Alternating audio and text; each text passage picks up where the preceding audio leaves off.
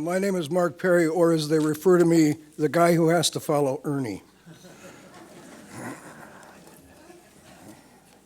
Thank you all for being here. Thank you very much. I'm supposed to talk about national security reporting in the current environment. No holds barred, no less, national security reporting.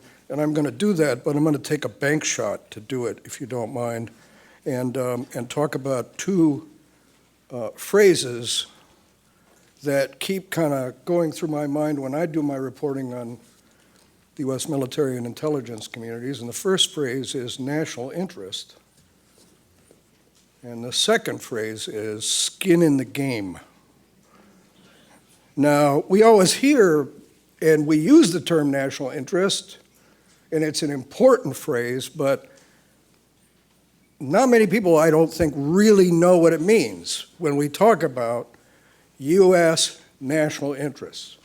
And so we can define it: free markets, free trade, free elections. Wilson's 14 points, the 4 pillars of Roosevelt.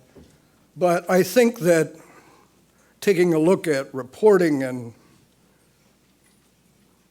in one report in particular that kind of struck me and it keeps coming back to me, would help us define national security. Last summer, in the pages of Foreign Policy and in Political, a man by the name of Jonathan Schanzer, who's an official with the Foundation for the Defense of Democracies, or as I refer to them, the Foundation for the Defense of Israel, wrote an article suggesting that what the President of the United States should do, in particular in the wake of the coup in Egypt, was to pick up the phone and call the Emir of Qatar and lecture him about Qatar's support for Hamas, and tell the Emir that it was time to stop supporting Hamas and the Muslim Brotherhood and other Islamist groups, or the United States would have to rethink its relationship with Qatar.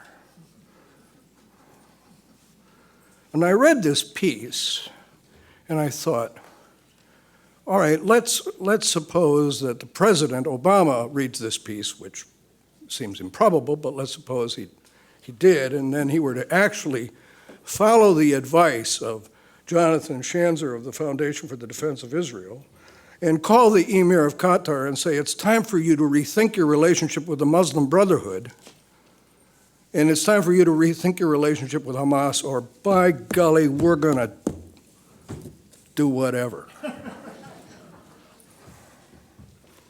And the Emir of Qatar would say, well, thank you for your call, Mr. President. Certainly going to take that into consideration. I'm going to meet with my cabinet, and I'll get back to you. And then the Emir of Qatar, I just envision this, you can tell me if I'm wrong, would pick up the phone and he'd call the chairman of the board of the ExxonMobil Corporation.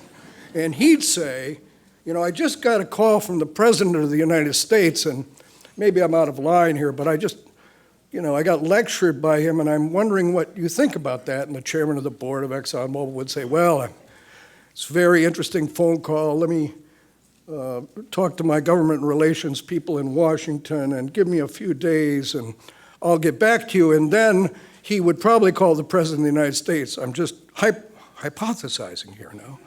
And he would say, Mr. President, there are 89,000 jobs in Texas dependent on a contract with the Emir of Qatar. That's our national interest. Jobs, trade, putting Americans to work. The U.S. Central Command, which protects U.S. and other shipping in the Persian Gulf, was formed in 1983 by President Ronald Reagan, not to counter Iran, but to protect American shipping with a little old country, Qatar, because the then Exxon Corporation had signed a $50 billion contract with Qatar to ship natural gas to ports in Texas, which is the national interest. Not destroying Hamas and the Muslim Brotherhood. Free markets, free trade, free elections is the national interest. And those countries that can serve the national interests are our friends. The second phrase, now that's how I define national interest. And the second phrase is skin in the game. It's a pretty crude phrase. I'm sure you've heard it. It's used in the Pentagon all the time when they talk about, when the military talks about the wars that they have fought and are fighting or might fight, and they talk about who America's friends are and who aren't America's friends, and how they sell the war or don't sell the war, how they support the war or don't support a war on Capitol Hill. And regularly, I will hear a colonel say, you know, the people we really respect when it comes to talk about war are those people with skin in the game. That is, who are willing to sacrifice their lives of their soldiers and their national treasure in protecting their national interest. And unless you have skin in the game, you don't count for much with the U.S. military. That's what skin in the game means. And I heard my friend Gareth Porter here this morning talking about a prospective war against Iran.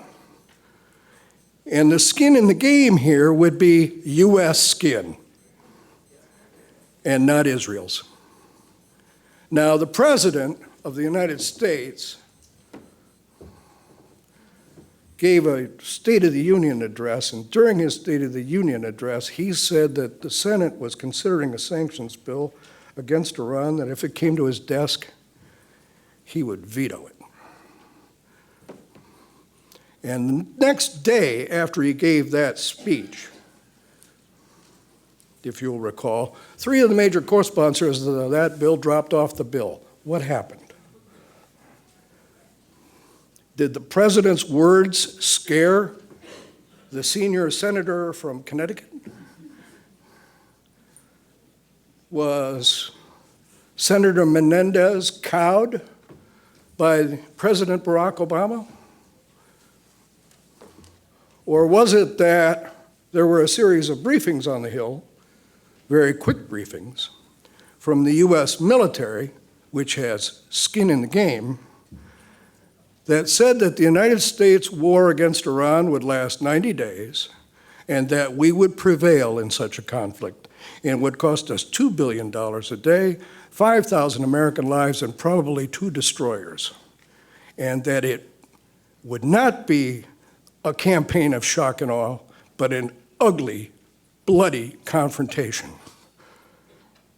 Did the Senate think that when the military didn't want to go to war over Syria, it would somehow want to go to war with Iran? That's skin in the game. So my focus in reporting over the last 3 years in a series of articles that began in March of 2010 have focused on national interest and skin in the game. And in March of 2010, I learned that General David Petraeus, who is the head of the U.S. Central Command, had been wandering through some of the towns and cities of Iraq during the surge, and when he went into many Iraqi homes, he would see a big picture in the living room, many Iraqi homes, of the holy sanctuary in Jerusalem. And invariably, the male of the family would say, you know, the Palestinian issue really, and he kept hearing it, and he kept hearing it. He went to his staff, this is General Petraeus, the smartest guy in the room, and he said, this Israeli-Palestinian thing is really a big deal here, isn't it? Telling you the truth. It kind of was starting to dawn on him as the head of the U.S. Central Command that the Israeli-Palestinian issue was providing an obstacle to the resolution of political problems in the Middle East, so he sent his staff out to visit the military staffs of his area of responsibility, the Arab countries' area of responsibility, and they said, the primary obstacle to the respect for America and American ideals and American national interest was the failure of the United States to resolve the Israeli-Palestinian conflict.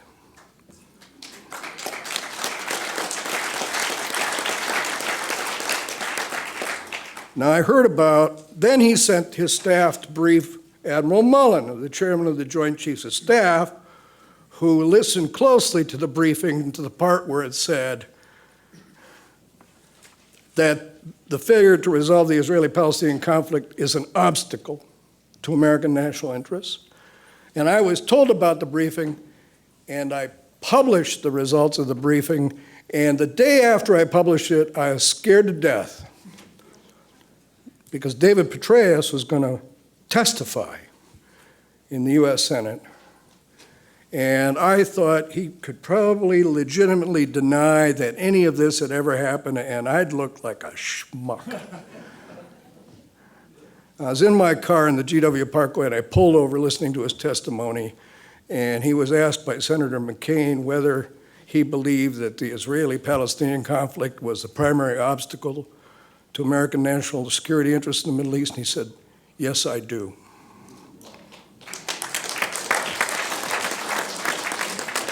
You could have heard a pin drop in this town. But it's been said again and again and again from the commanders of U.S. Central Command, from David Petraeus to James Mattis, and most recently by Lloyd Austin, that we're going to have to resolve this conflict or we're going to continue to suffer in our relations with the Arab world. And good relations with the Arab world is in our national interest.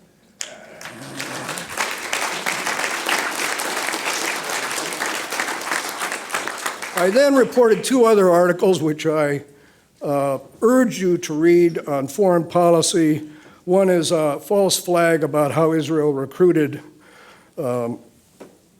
members of the terrorist group Jandallah by saying they were CIA agents. And the second article is on how Israel is going to use or had planned to use Azerbaijan as a launching point for an attack on Iran and how that affected and might affect our national interests and what the military thought about this. And I'll close with two comments. We're here to reassess the Israel-U.S. relationship. That's the name of this conference, and I'm going to be a little bit perhaps too optimistic. It is being reassessed.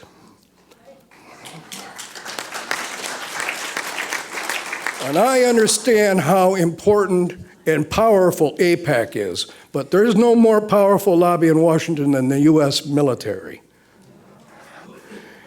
The Prime Minister of Israel might call the President of the United States, and the President might or might not take the call. But when the Chairman of the Joint Chiefs of Staff calls the President answers the phone. And that's the difference, because the President and the Chairman of the Joint Chiefs of Staff have skin in the game.